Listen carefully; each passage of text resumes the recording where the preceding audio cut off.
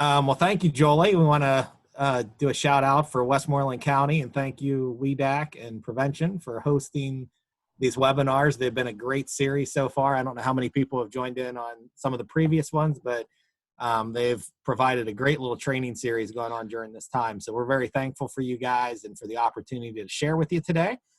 And my name's Jayme White. I'm one of the regional coordinators for White Deer Run Treatment Network. And with me today will be Brandi Lucas and Josh McClure. If you were on early, you heard that Brandi is from the Hollidaysburg area, which is out near Altoona. And she covers a lot of the central PA area for us. Josh is up in Lawrence County, and he covers up in that area, plus down into Allegheny County for us.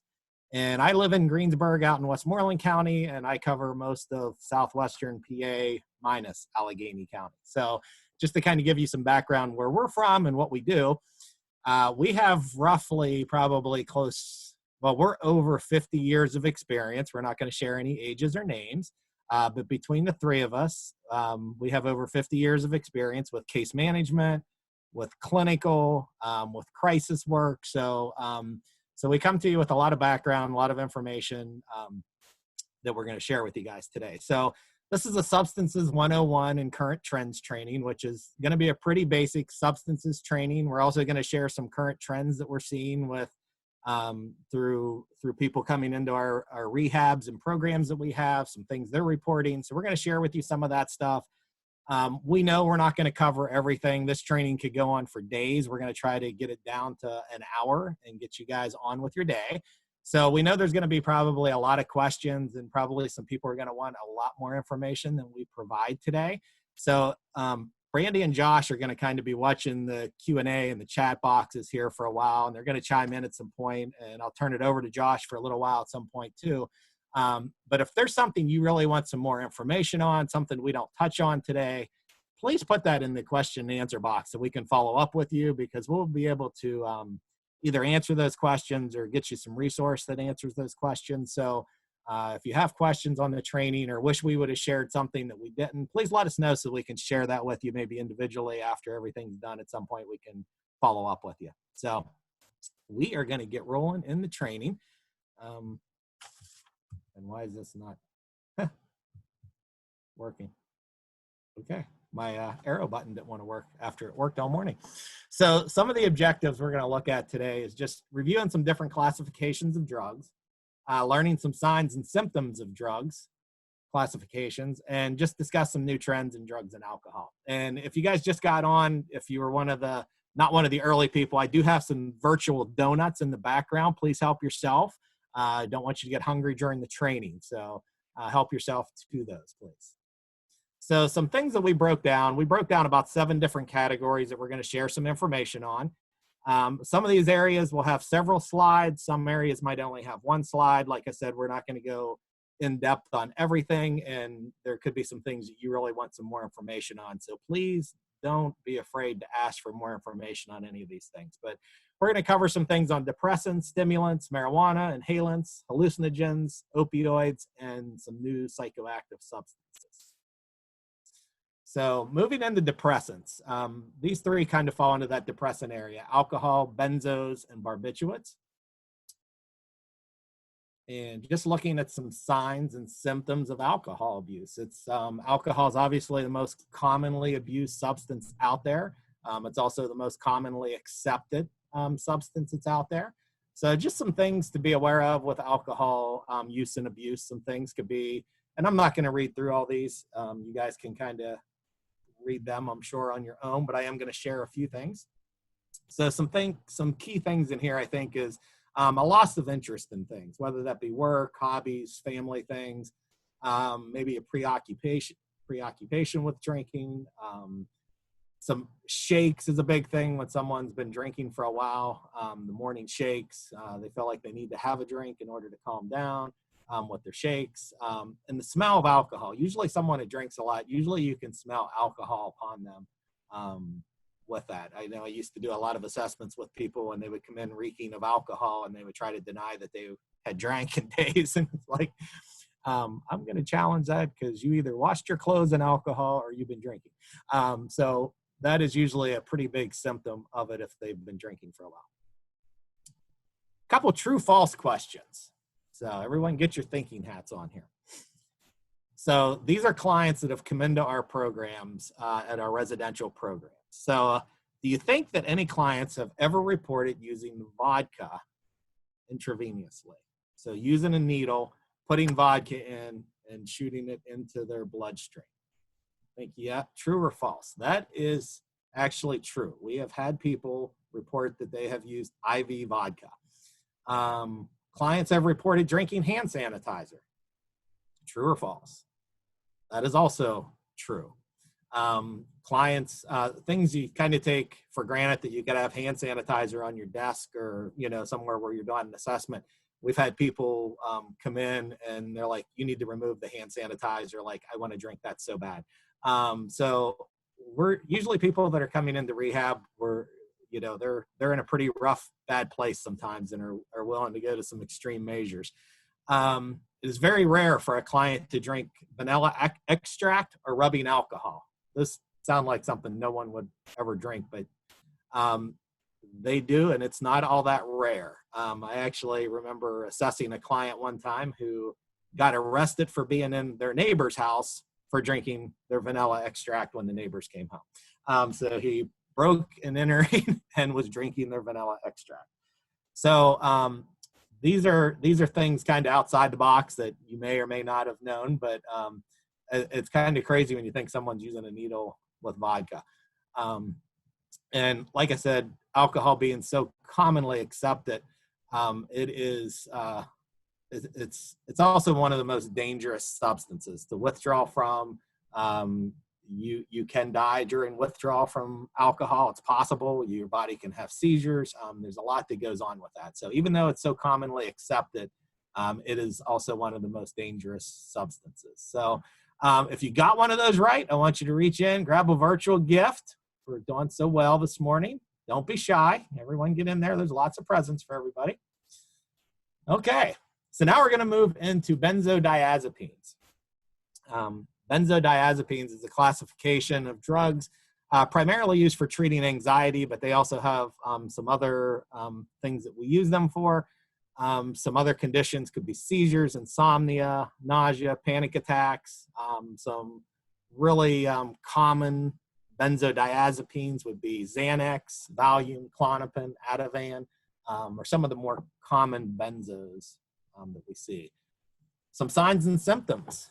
A lot of these, because they're all depressants, are going to kind of fall into some similar categories when we look at alcohol, benzos, barbiturates are going to be pretty similar with the kind of falling asleep, nodding off, drowsiness, impaired judgment.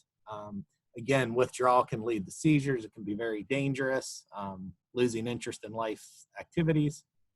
Obviously, mixing any substances like opiates, benzos, alcohol can really multiply the effects that people have, and it can lead to death.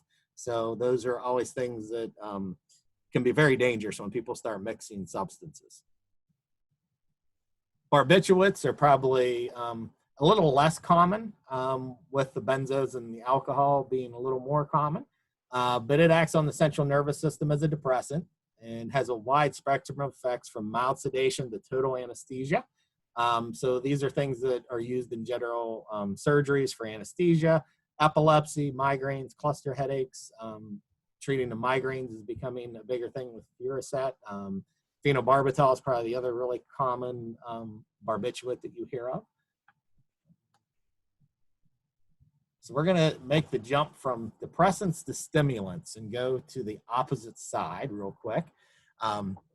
So stimulants, mainly going to be your cocaine, crack, amphetamines, methamphetamine, and we'll kind of jump into some of that. So some signs and symptoms here. You are going to see with cocaine or with stimulant use, dilated pupils are usually going to be a very big sign of that. A lot of times you'll see a lot of nose problems, so like runny noses, nosebleeds, things from snorting. A lot of these substances will cause problems there. You could see some track marks with injecting. And and then burn marks on fingers, lips, things of that nature from smoking. Some physical health risks could be heart attacks, anything that's going to speed up your system. So when you think about it, your heart races, your blood vessels constrict, you go into cardiac arrest. Some mental signs and symptoms of that could be depression, long periods of sleep, apathy, and then the mania or hyperactivity. I know I once assessed a guy who was using cocaine pretty high level, could not sit still in my office. And when I tried to have him sign the documents, he actually broke his pen trying to sign because his hand was hitting my desk so hard. It's wild when you see some of the stuff that you see if you're not used to working with someone who's high or actively using.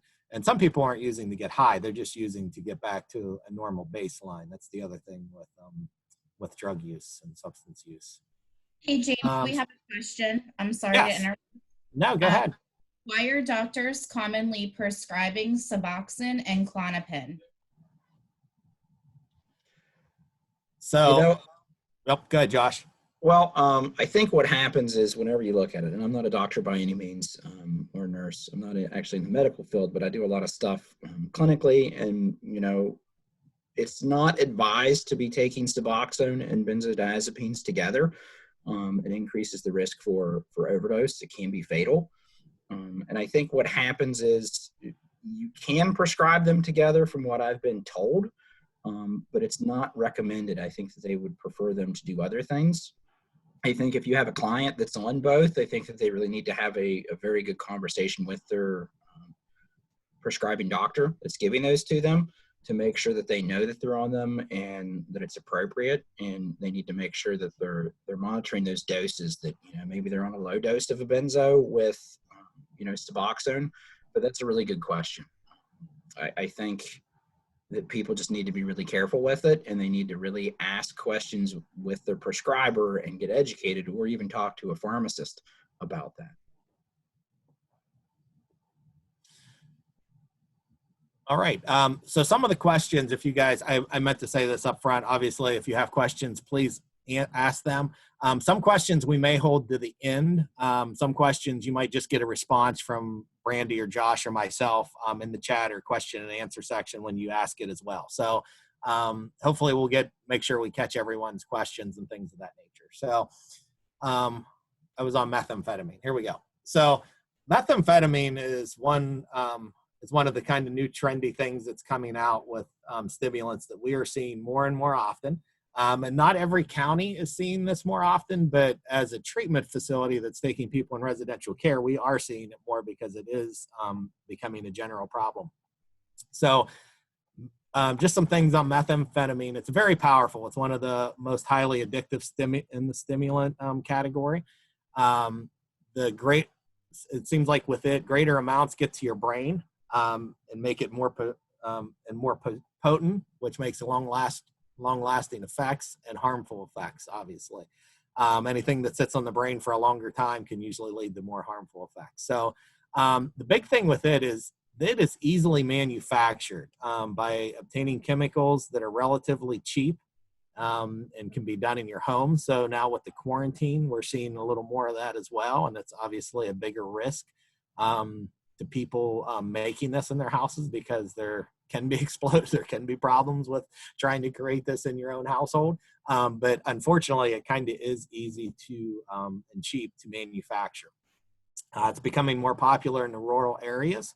And like I said, we are seeing an increase this with the clients admitting to our facilities. We are seeing that a lot. One thing to add in there, Jayme, I know, I've talked to a couple of different insurance providers and things that they're seeing across the region. And one thing that they're seeing with, the coronavirus and being indoors is there's a lot more people that are getting on YouTube, learning how to make methamphetamine in their own home. And actually, there's a lot more production of methamphetamine right now than there has been in the past. So just wanted to share that with everybody. Exactly. So we'll move into marijuana a little bit here. Marijuana just traps, hundreds of millions of people every year. In the U.S. alone, over 4.5 million use marijuana. That number is probably really low right now with all the legalization of marijuana as well that's going on throughout the nation. So just some things to look for with marijuana use.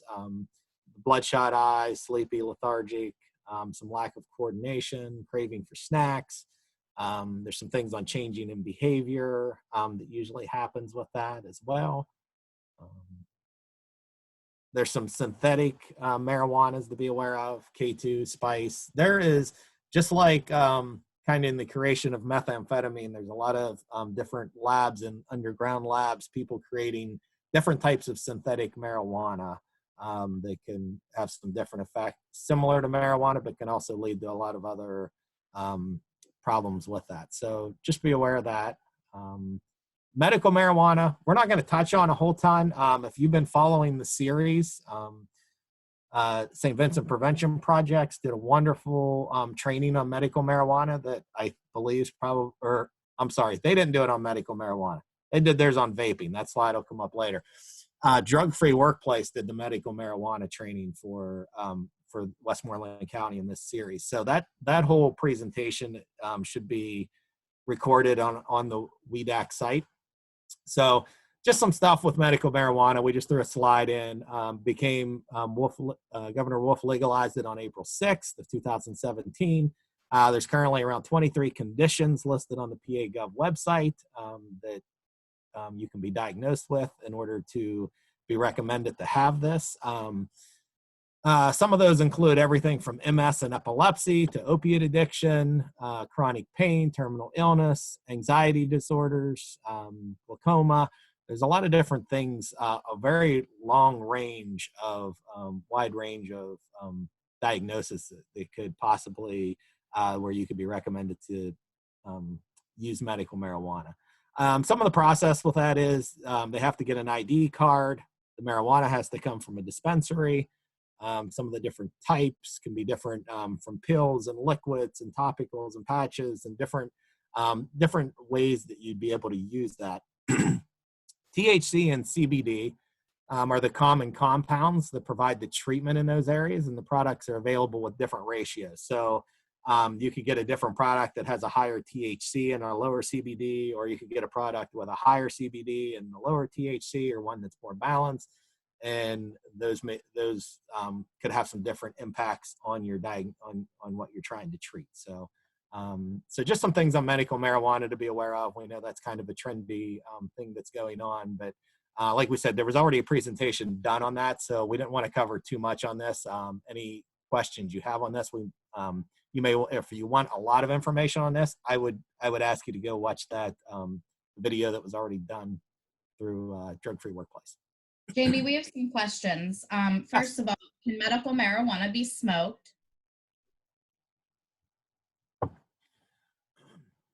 Yeah, through, yes, it can be through, because of the liquids and different things, they can kind of be, to my understanding, they can kind of be like vaped in that regard. So you can smoke them. I don't think the flower is sold. What? I'm sorry? You're not allowed to smoke them. You're only allowed to vape, but technically smoking is not allowed. Smoking, right, from that standpoint. So to go into that just a little bit further, whenever you smoke something, you're actually burning it.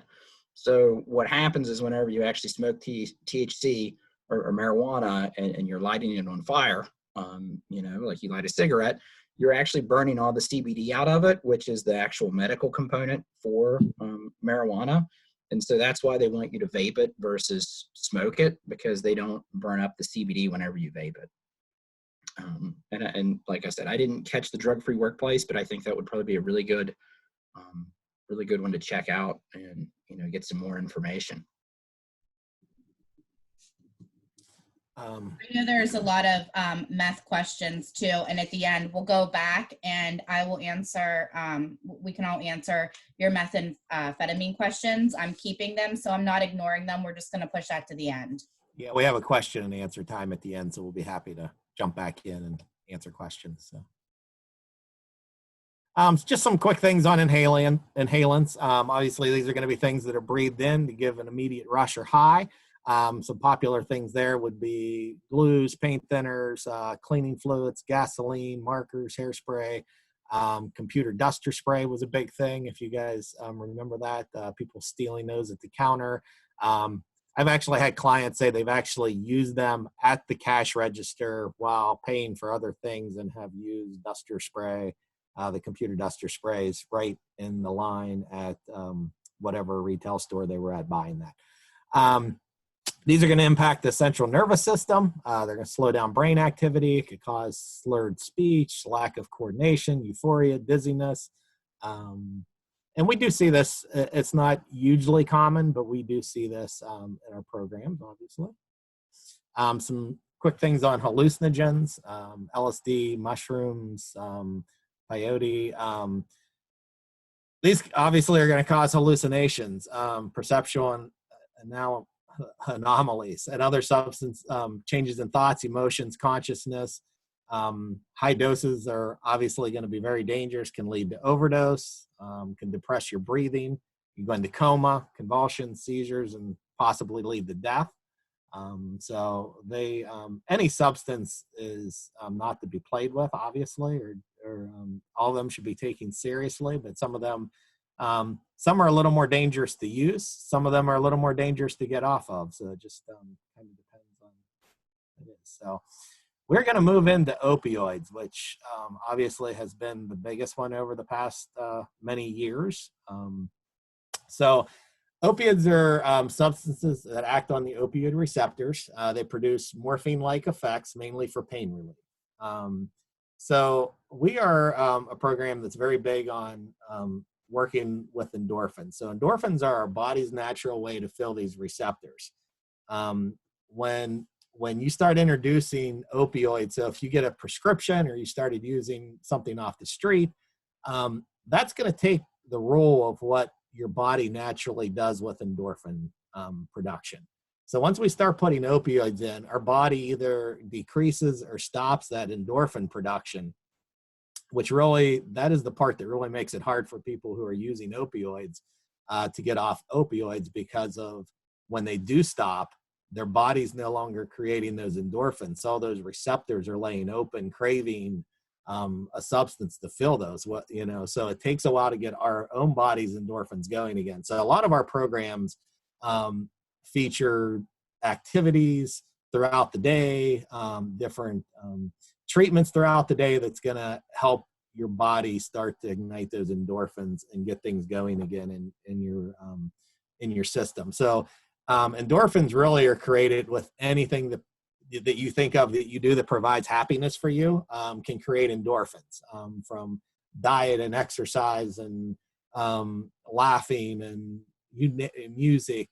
Anything that brings you happiness can create endorphins. So it's really just working with someone to start finding joy again in life and finding some of those hobbies and really practicing them kind of without the endorphin release initially until your body starts producing them again.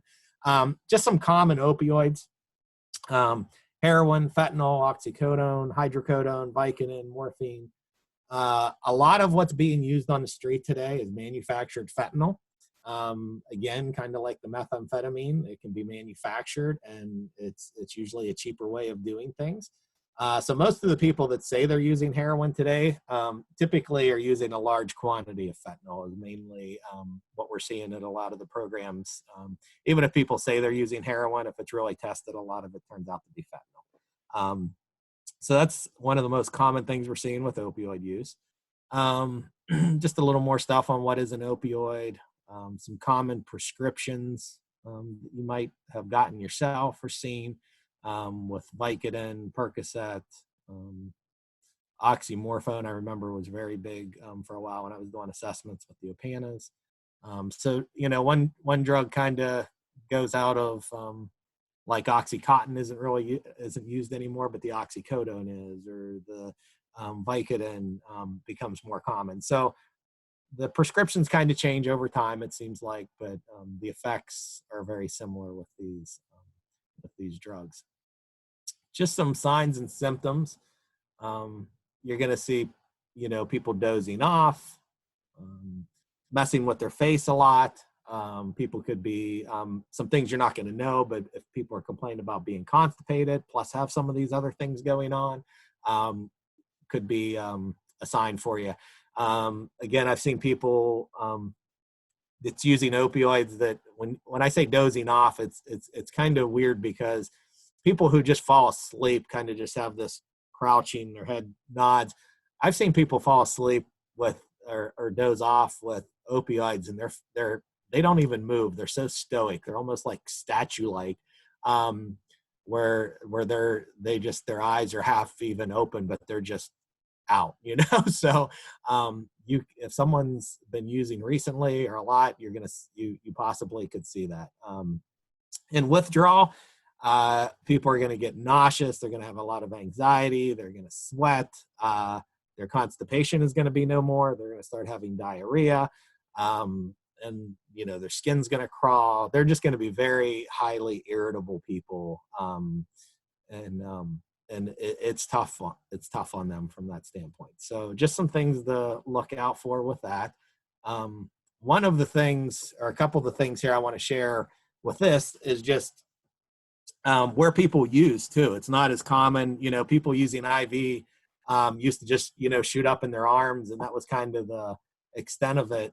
But now I think people are getting better with trying to hide things. That's probably one of the biggest trends that we're seeing, is that people are getting more creative in hiding stuff.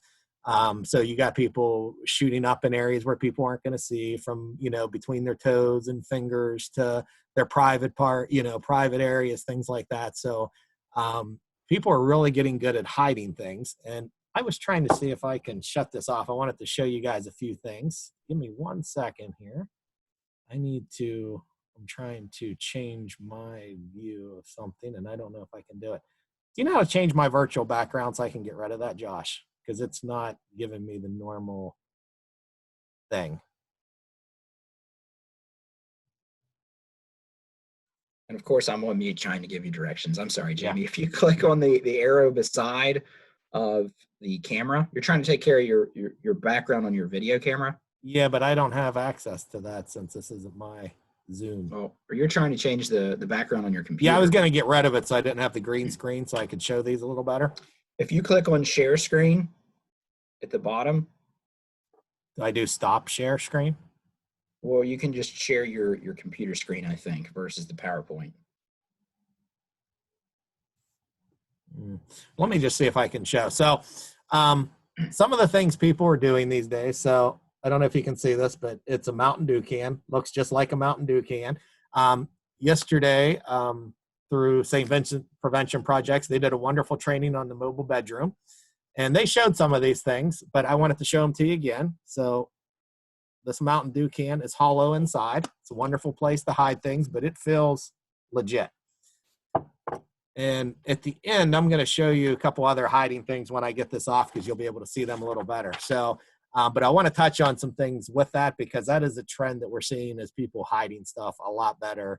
And most of the stuff you can buy at Kohl's and Amazon and everywhere else. So I'm going to turn this over to, I believe, Josh for a few moments, and he's going to share some of the next slides with you guys.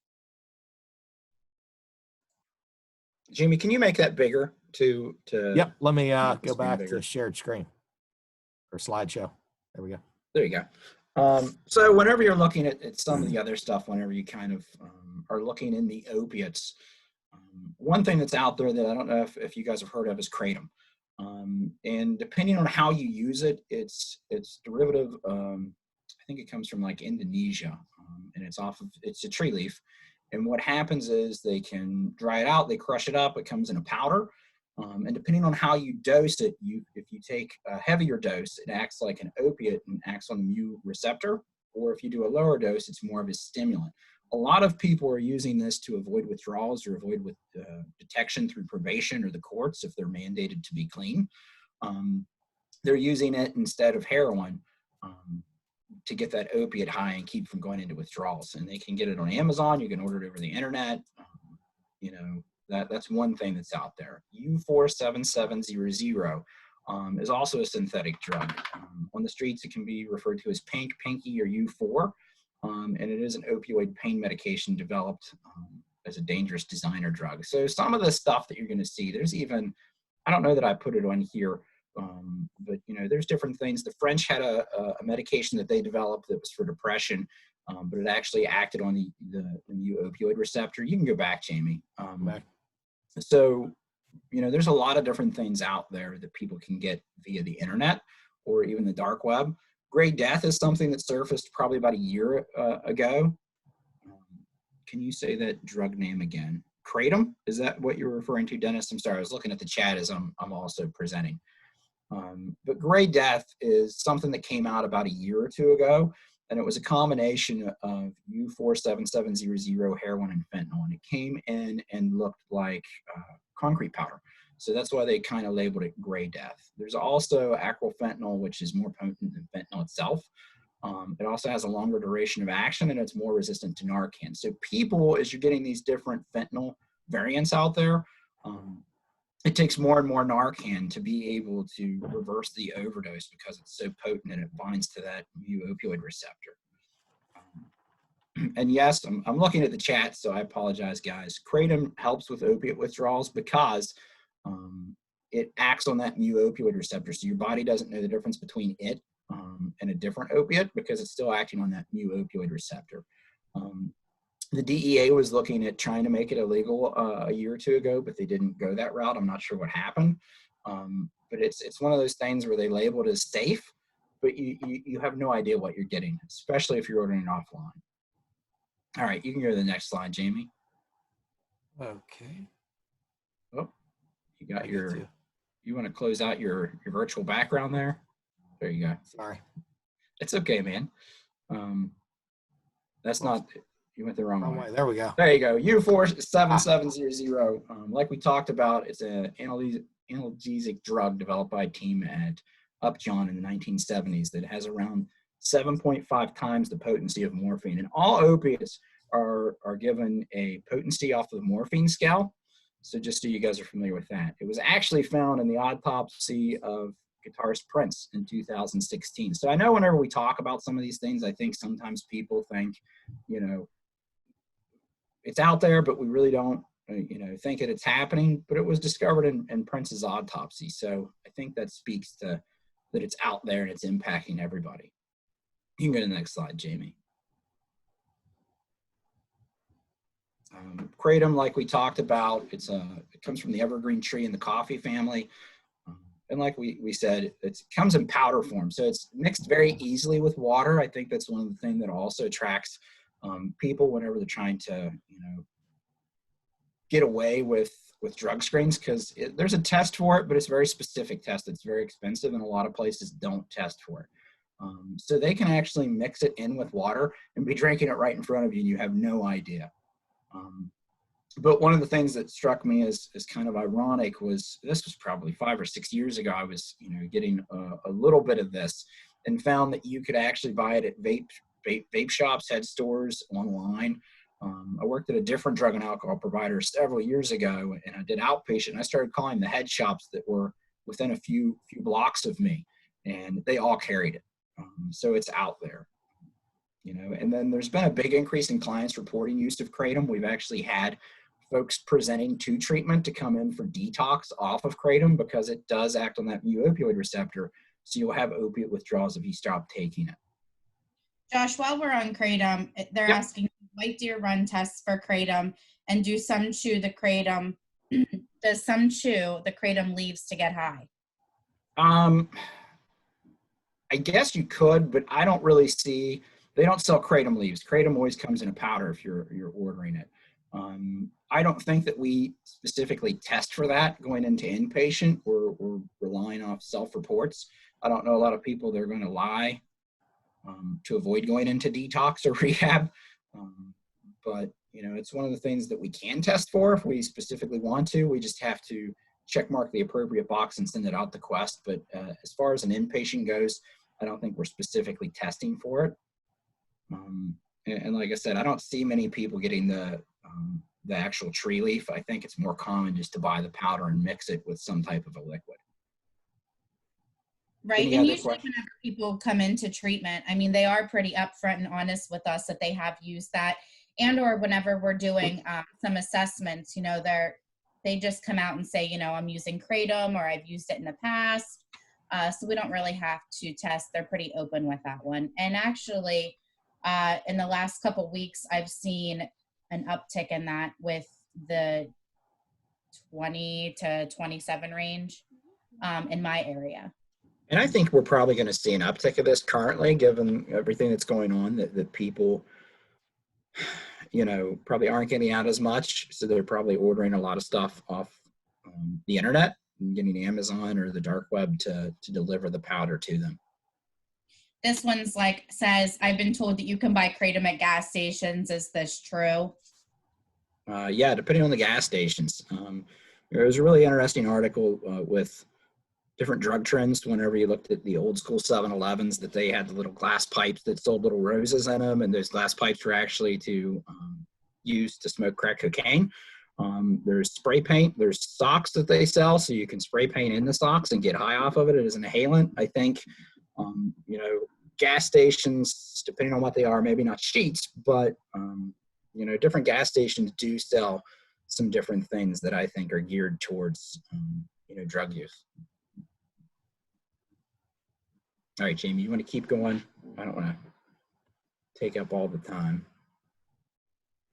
All right, so one of the things whenever you talk about Kratom, this was in February of 2018, but the FDA actually investigated salmonella infections linked to Kratom products, because once again, whenever you're ordering offline, you're not buying from a pharmacy where they have controlled standards and practices to minimize infections or contamination.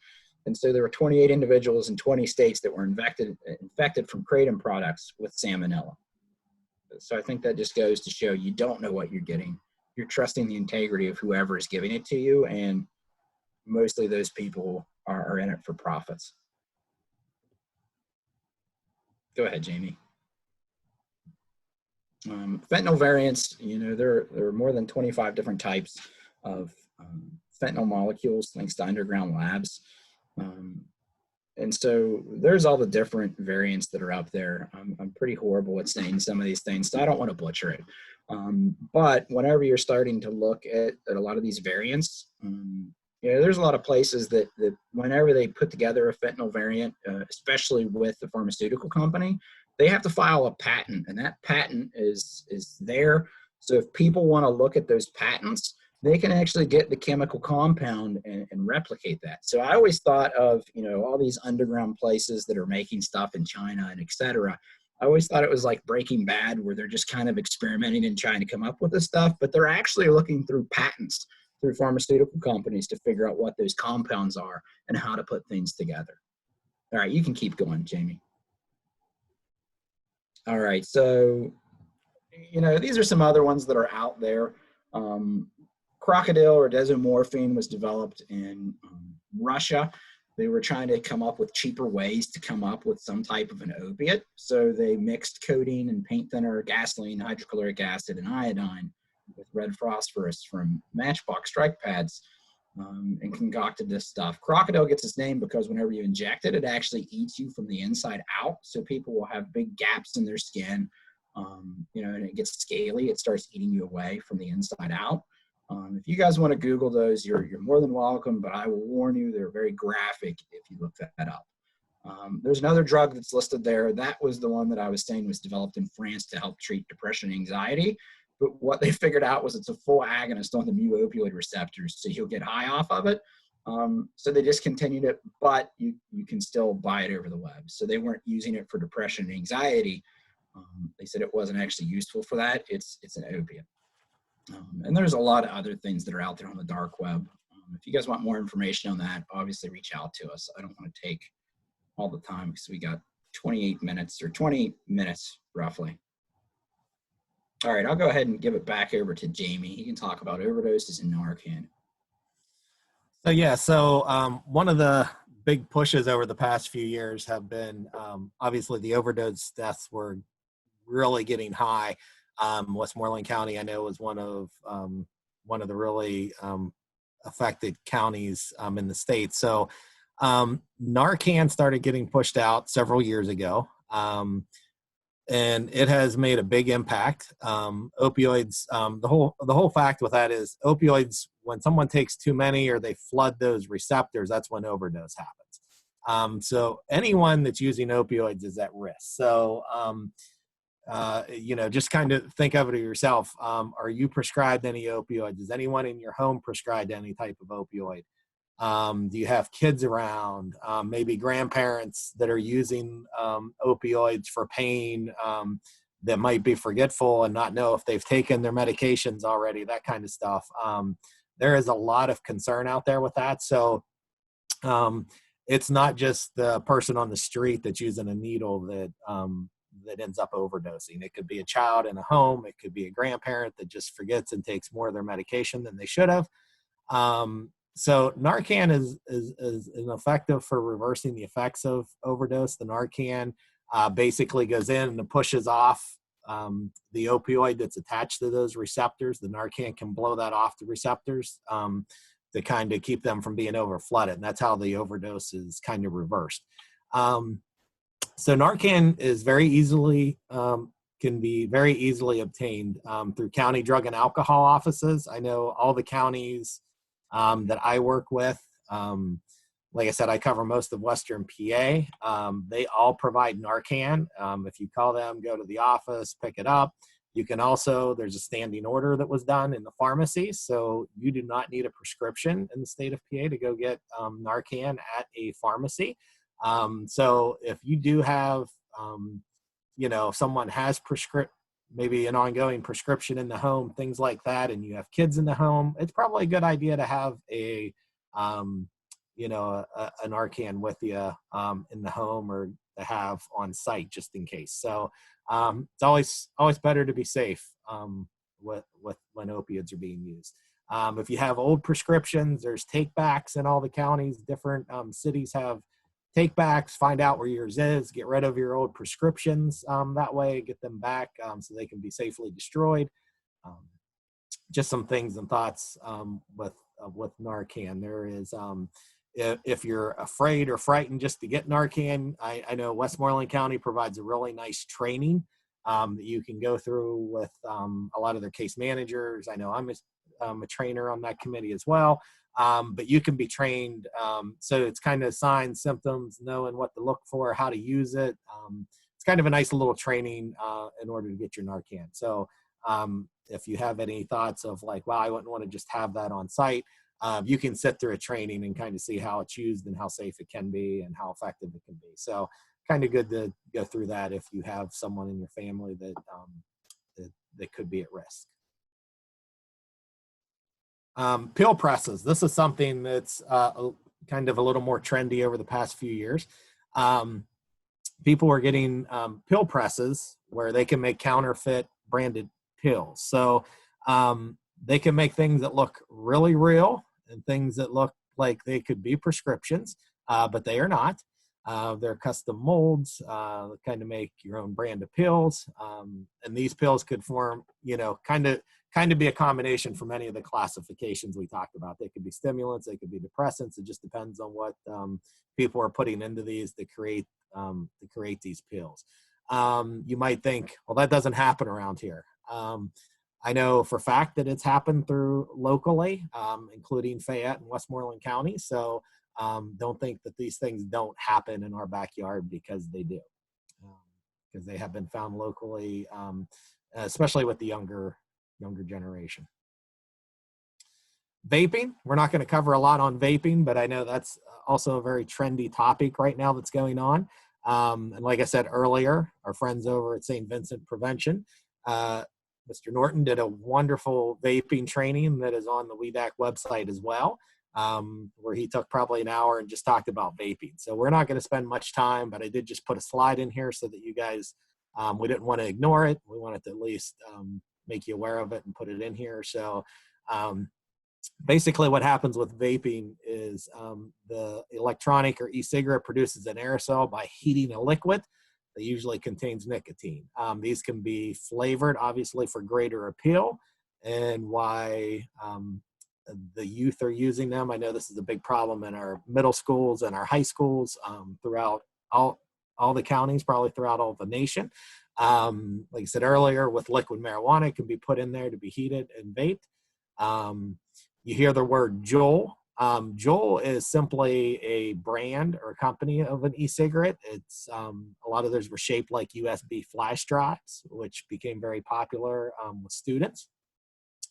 Just to give you an example, one Juul pod can contain as much nicotine as a 20 pack of regular cigarettes.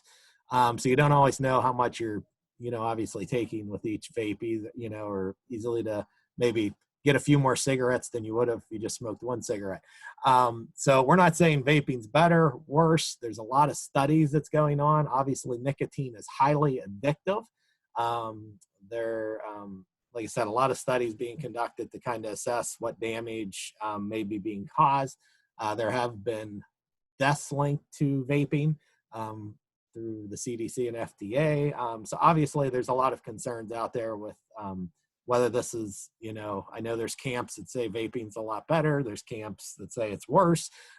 So we're not trying to, jump on an argument of either side or anything at this point, but just saying there's still a lot of research obviously to be done in those categories and to figure out, like I said, nicotine is highly addictive. And I know a lot of our people that come through our programs say that they can get off their substances, but quitting smoking is a different story. So we know that is a real battle for people who are addicted to nicotine.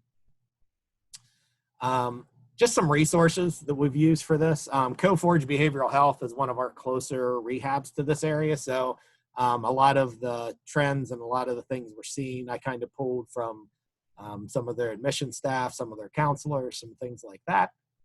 Obviously, we've used some stats from the CDC, the FDA, PAGov.com, and the National Institute on Drug Abuse is where we got some of our info from. And we are going to go into some questions, comments, and obviously if there's anyone that's seeking additional information or might need help, we want to be able to help you out. Before we get into questions here, I want to just show you a couple things real quick. I'm going to change my background here to share something to make this a little easier. So I was trying to show you guys the Mountain Dew can earlier. With the green screen, it was a little rough. So top comes off, the nice little safety pack in there to hide things. And this, it has like a shaky feel to it that feels very realistic. This is one of my favorites. So the little Sharpie. So I'm going to take this off. I want to show you something because that does write. Okay. So it is a Sharpie that writes. And then it also comes off. And in this, I've placed a teaspoon. I could get a full teaspoon of salt in that. So if that was drugs, I could use a pretty good quantity in the bathroom, at school, or at work, or in my own home doing schoolwork. So when I say people are getting more creative and hiding things, they are. Hairbrush, not that I need one, but this inside is completely hollow. So if you wanted to hide things in there, you could. So just common everyday things that people, like I said, most of the stuff was purchased either at Amazon or at Kohl's. So it's really easy to obtain and get. And so with that, let's get into some questions, comments, things that we didn't answer. Okay, so Jenny Wilson asked, routes of using, we have a lot of methamphetamine questions, so I'll kind of start with that. Routes of using meth, I've heard it can be dissolved into liquid and consumed by drinking. Is that true and or effective? So I think whenever you look at different routes, you can use, different substances, a lot of different routes. You can smoke it, you can ingest it, you can shoot it IV. There's a lot of different ways. And so with methamphetamine, you can use all those ways. I think what the appeal is for a lot of people is to either smoke it or inject it, because it's the quickest way into your bloodstream. You can ingest it, but it's a very slow process into your bloodstream. So you're not going to get that high like you would. And methamphetamine is a drug that just floods your brain. It's like nothing else. It floods it very effectively. And so people are very drawn to that. So whenever you look at methamphetamine, you can dissolve it, you heat it up, So chemistry lesson, if you take anything, mix it with water, heat it up, and get it to a point, you can actually dissolve it and turn it into a liquid. And then you can inject it, or if you leave it as a solid and you burn it, you can smoke it. So just so you guys have that. What other questions? Did I answer everything, Brandi? I'm sorry. Yeah, you did on that one. Do you feel methamphetamine is becoming more popular due to it being seen as safer by addicts compared to cocaine or opioids? And then someone said, is today's meth the same as it was in the 70s? I know other drugs are much stronger, even marijuana, than they were then.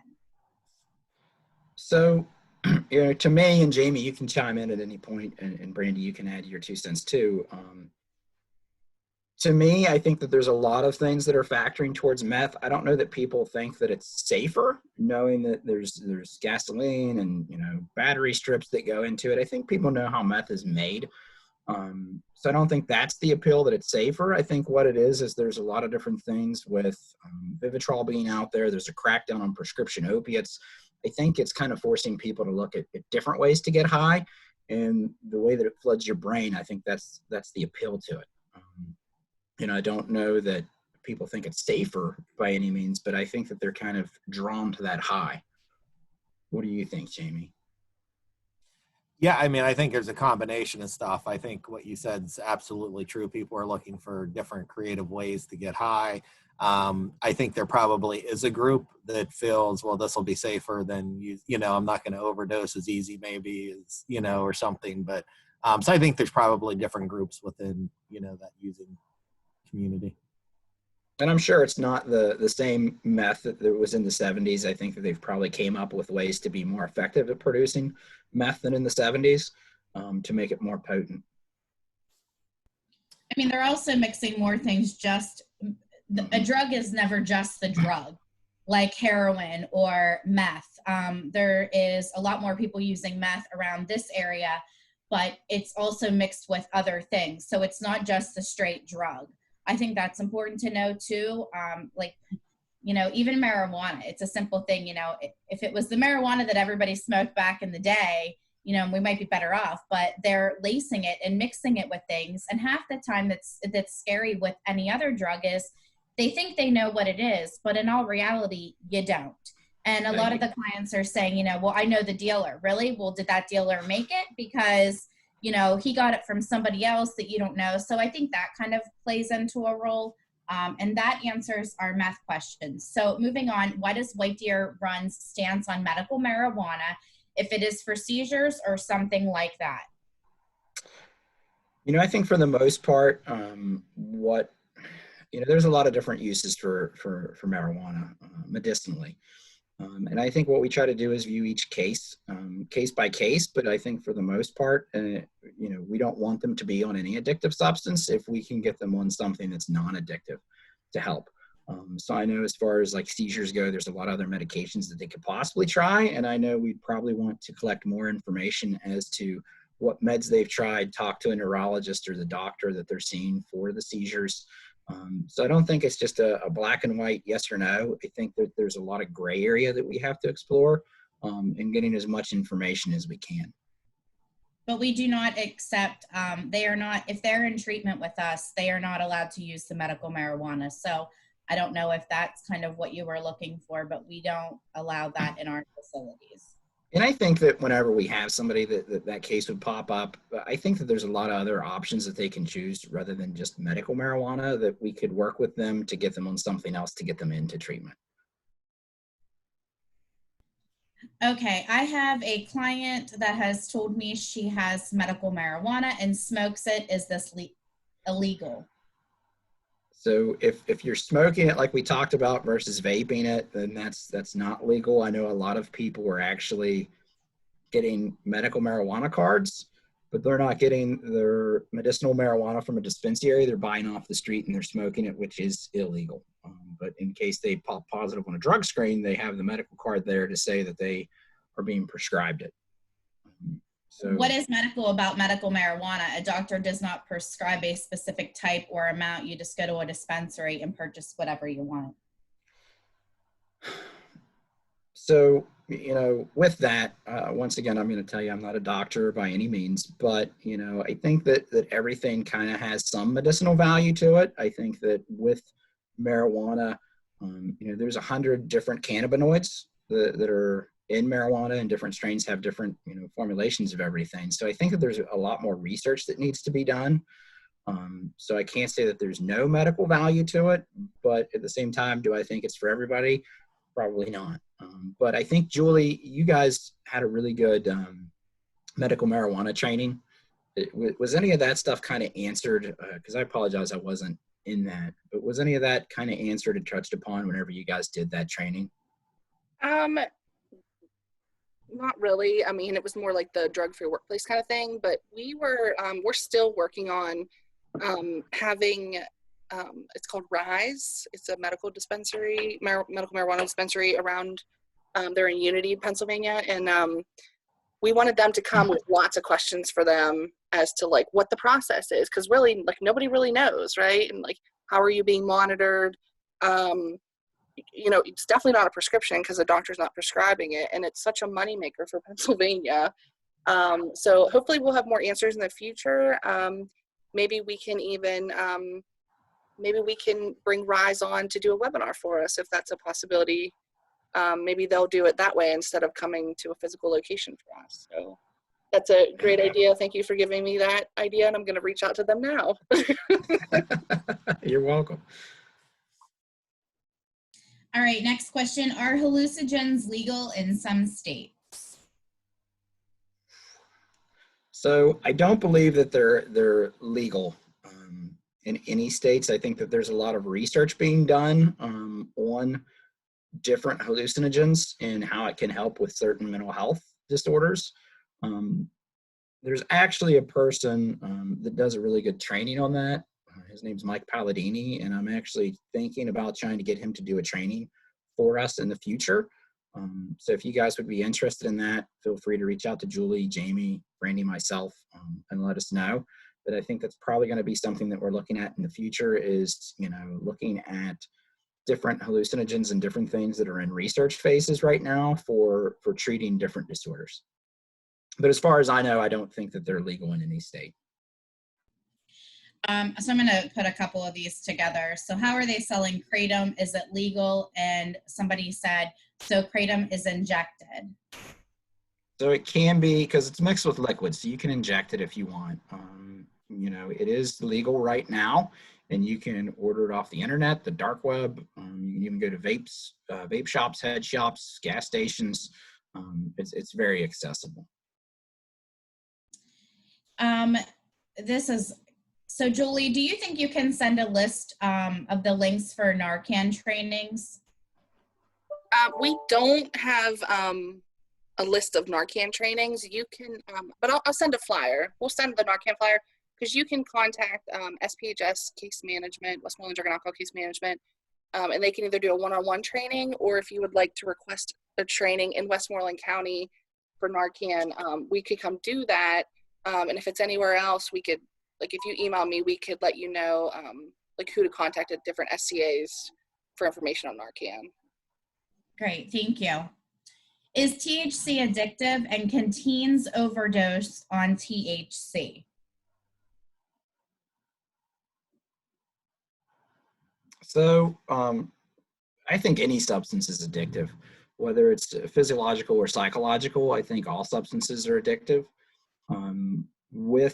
With teens, I mean, you can overdose on THC. I think a lot of people, whenever they get an edible, so with these prescriptions for medicinal marijuana, one of the ways you can use it is through an edible. And it takes forever once you ingest a drug orally. It takes a long time to break down in your stomach and get into your bloodstream. And so people are sometimes doubling up because they don't feel the effects of it. And so there have been more marijuana overdoses due to that. All right, next question. Do you test for meth at White Deer Run? Yes, we do. Is there a trend of seeing cocaine cut with fentanyl now? You know, and I think, Brandi, to your point, you brought this up already. they're mixing fentanyl with a lot of things now. They're mixing fentanyl with marijuana, with cocaine. So you have no idea what you're getting. Sometimes the drug dealer has no idea what they're getting because they're getting it from somebody else. They're not sure what's in there. So I think that there's a lot of trends right now with, different drugs being laced with fentanyl, or marijuana having crack cocaine in it. There's a lot of things that are getting mixed and you don't know what you're getting. Can a person use cocaine and meth intravenously? A family member accused one of my offenders I supervise of doing so. And I don't know if we covered this or not yet, so I'm sorry if we did. No, it's okay. I don't think that we did. You can mix fentanyl and crack. You can mix heroin and crack. I think the terminology is actually called a speedball whenever you mix them up and inject them together. So you absolutely can. And they will, if they've been using it enough and in such quantities, they can have withdrawal symptoms from it. And this question is, and I think we just answered this one, but I'll read it. Is it true that they're mixing fentanyl and crack? Yes, that is. I have crack addicts test positive for fentanyl, and crack addicts are generally not looking to use depressants. They have additionally experiencing some physical detox symptoms. And I think nowadays they're, like we said, they're mixing things that they normally wouldn't do, and they're doing things that they normally wouldn't use. And a lot of it is because I think recently, just because of COVID, they're trying more things than they normally wouldn't and kind of stepping outside of their box or area. But in general, you guys can answer that more if you'd like. No, I agree with you, Brandi. Yeah. This one. On an average, how many times does a person overdose before they seek help? That fluctuates with a lot of different people. I actually just experienced a death on Saturday evening, and that person unfortunately has been through several different rehabs and overdosed at least 12 times. And this time, unfortunately, addiction won. But you guys can answer that one. I don't know if there really is a good answer for that. Julie, do you know if there's an average or a statistic with that, or Jayme, do either of you know? I do not know off the top of my head. We'd have to research that one. I think, personally, I'm not a real big fan of statistics because I wonder how they're tracking that. So if you're gathering statistics and somebody overdoses and they don't go to the ER, how do you even know about it? So I don't know that I would trust a statistic, even if there is one. But I think it just varies individually. I think some people, it scares them the first time and they go into treatment. Sometimes people, overdose, they don't know what they're getting and it's more potent than what they're used to. So I think it just varies personally for me on what's going on with that individual. I don't know a statistic, unfortunately, though. Right, and I agree, Jacqueline. You said rock bottom varies for individuals. I mean, I totally agree on that. Now, this is in the chat and questions, so now I'm kind of going back and forth. So Laurie put in the questions, Lost Dreams Awakening has Narcan trainings upon request, so thank you for that. And then Ramona said Coroner's reports are good for resources for statistics, so thank you for that, Ramona. Kendra writes in the chat, I'm new to working in the substance abuse field. Are there any other resources that I could look into to familiarize myself? I'm a social worker. I don't know, where are you from, Kendra? I don't know if you can type that in real quick while we're talking. And we could even, direct you to that area as well. So while you're doing that, I'm going to hop to this last.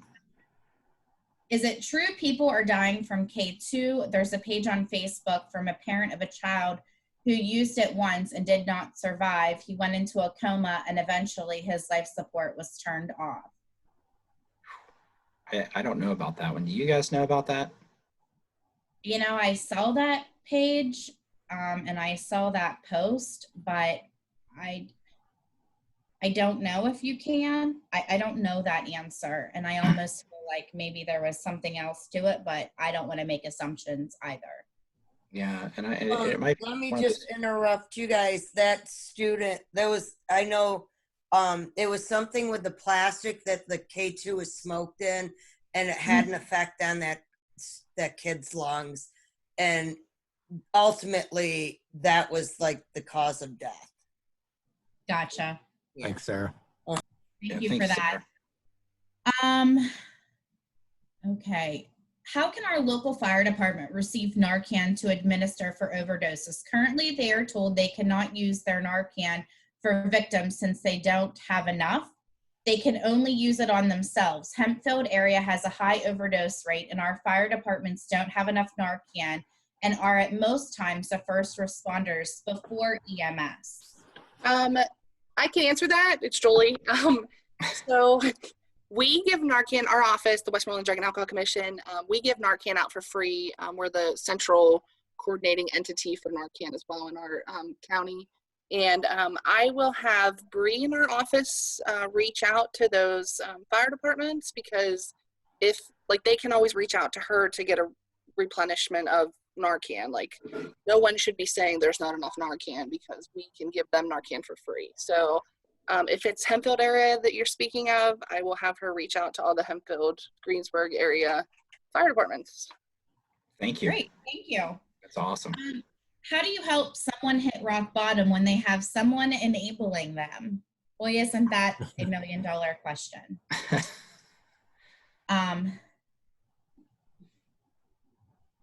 If it's a family member, a lot of times family members are enabling, or they might be enabled. There could go so many different ways on this question, or they might be enabled by a wife or somebody else that's using as well. There's a really good resource that I refer family members to that some counties are, and it's called Be a Loving Near. And that's a really good family support group for that. But go ahead, Josh or Jayme, you can chime in. I was just going to say the same thing. There's a lot of different family resources in different counties, and some extend over counties.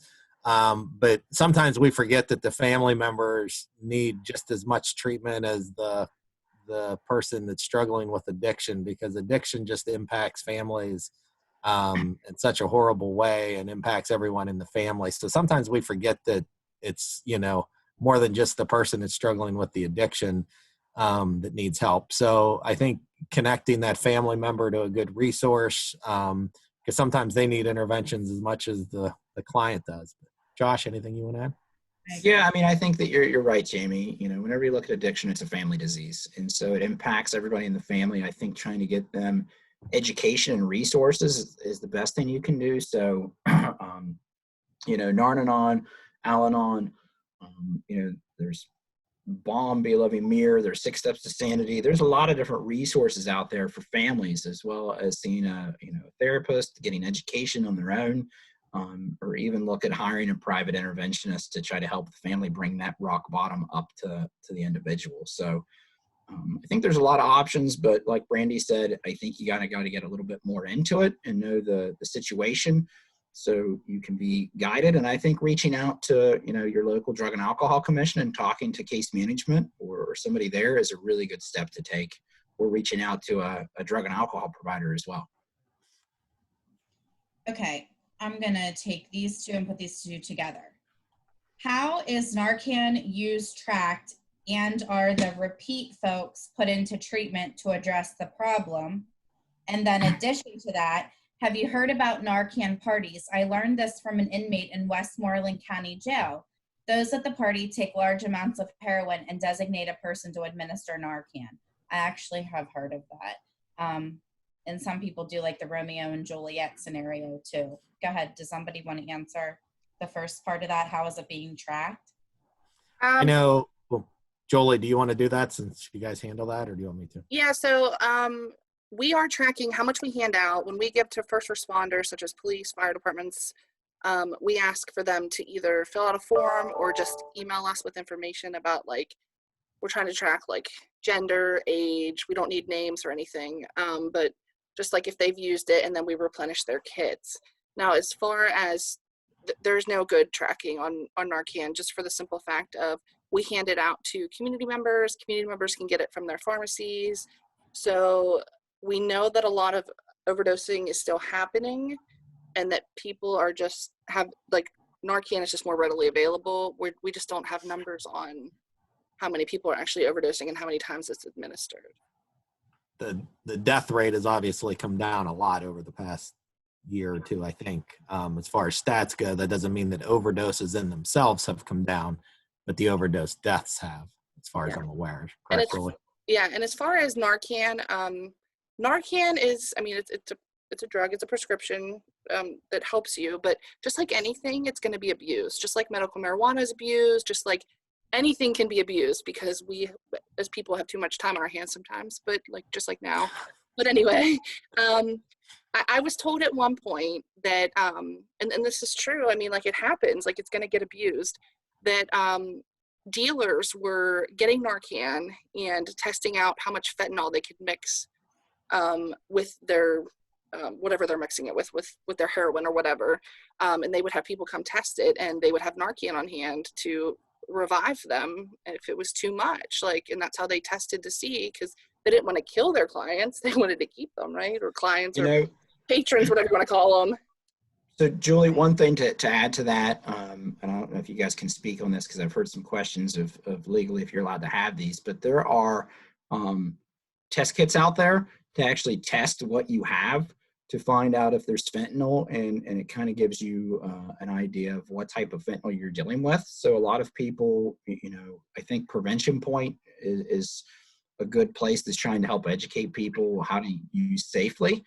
And so they're actually, walking people through how to test what they get from dealers to see how potent it is, to make sure that they don't overdose. The only negative to that is that's considered drug paraphernalia. Mm-hmm. Yeah, I've heard there's a lot of, legalities to it. Yeah, so that's the issue with that. But Prevention Point Pittsburgh does so many things that nobody else can do. I don't know how they can do what they do, but good for them is all I can say. And they do some great things, but like whenever you ask, like, oh, could that be done in Westmoreland County? No. So, I mean, because they have like the needle exchange, like then they have the test kits. So it's a difficult issue. It's a gray, yeah. Paraphernalia, I missed it. Are you talking the test kits are considered paraphernalia? Is that what you said? Yes. Yeah. Okay.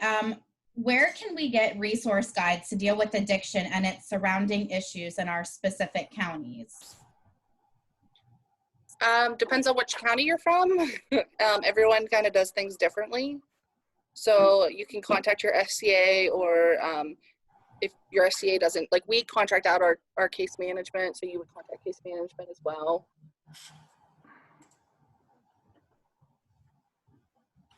Have you heard about Addiction Policy Forum's recommendation for an active IV drug user who is using a loan to FaceTime someone prior to injecting, so that if they do overdose, they can have the person on the FaceTime call 911?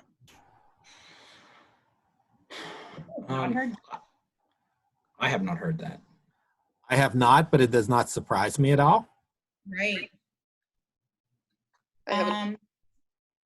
Go ahead, Julie. I'm sorry. I just haven't either. My concern would be the response time, and if somebody overdoses, what the response time is to get them the Narcan as quickly as possible. So I don't know. I mean, I've never heard of it, but that would be my concern with that, is that you might be in a zone that it takes 15-20 minutes for a responder to get there. Right. How would you suggest addressing an individual who is constantly requesting Narcan, which you can't deny providing for harm reduction reasons, but the individual continues to refuse to engage in a conversation about treatment? I mean, I honestly, this is my personal opinion, I would keep giving it to them and, keep offering information a lot of times. I mean, and it kind of goes back to every individual has a rock bottom. I know it's frustrating, especially because you keep giving them, but I'd rather give it to them and hopefully eventually they'll come around that they'll want to accept treatment. But I'll let you guys answer that as well. Yeah, say it's hard to put I guess to me, you can't put a price tag and like how many times someone can be Narcaned, I guess, on on a line, I guess, because of, I know too many people that have been Narcaned way too many times in life that are wonderful people that are in recovery, that are doing wonderful things, either in or out of, in the field or in different fields.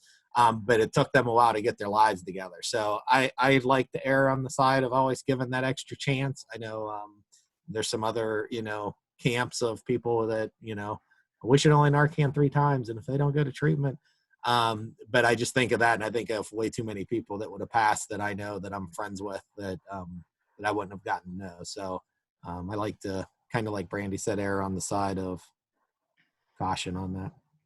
Yeah, and I agree. I think trying to give them as many chances as possible and trying to make sure they have that relationship with somebody, that way whenever they're ready to get help, they don't feel that there's a barrier in their way. So, maybe they overdose and they use Narcan, and it's the 12th time. And that's whenever they finally take it serious and they call somebody that they know they can trust to get into treatment, and that person helps save their life potentially. I agree. I know in the chat that some of you guys are hopping off and, thanking us for the training. And I saw Julie posted for Washington County. If I cover 15 counties, I know Jayme and Josh cover a lot. So I know our information isn't up here, and I apologize for that. But I put my phone number in the chat and I put my email address in the chat.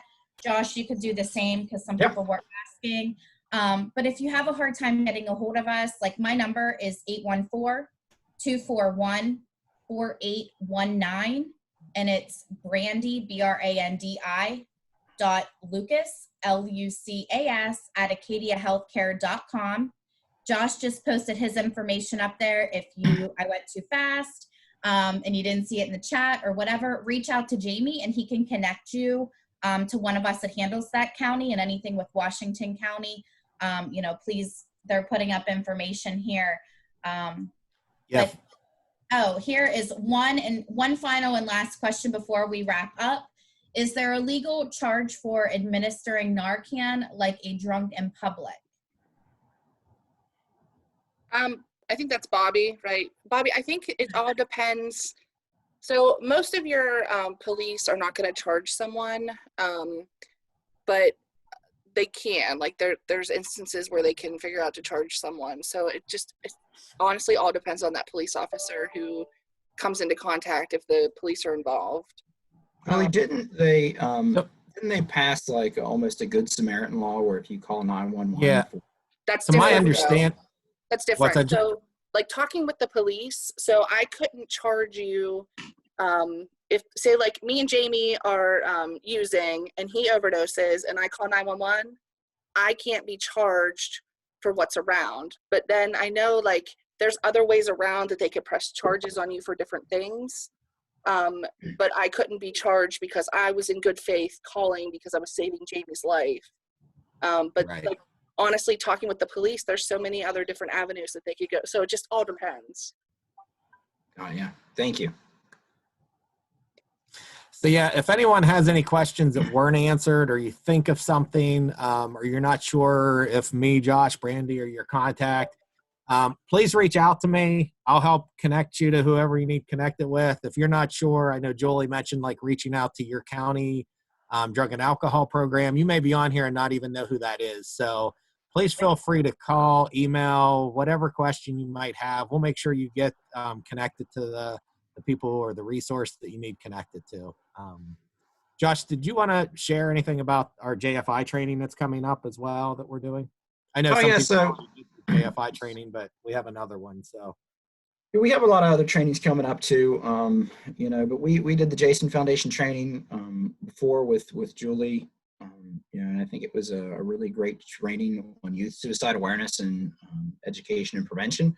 So if anybody's interested, we do have another one coming up on the 29th, and we actually have Clark Flatt as the presenter for that one. So if anybody's interested, feel free to reach out to us and let us know. Julie, we'll send you the flyer too. That way, if you want to share it with anybody, feel free. I think it's a great resource for people if you're, a school teacher or a coach, or you're very active in your community. I think it's a great resource just to learn the at-risk population, the warning signs, and how to get help, and a lot of different free resources that are available through the Jason Foundation.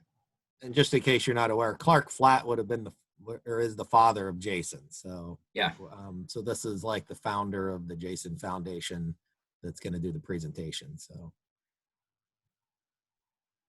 Yeah. Well, Other thank you than so that- much, Julie. other than that, we'll wrap up. Jolie, I thank you again for the time. Everyone that Thank you guys. tuned in, I hope you got something. And like I said, if you have any questions, please feel free to reach out, and we'd be happy to talk to you further. All right. Thanks, Thanks, everybody. guys. Have a good rest of your Thank day. you. Easy.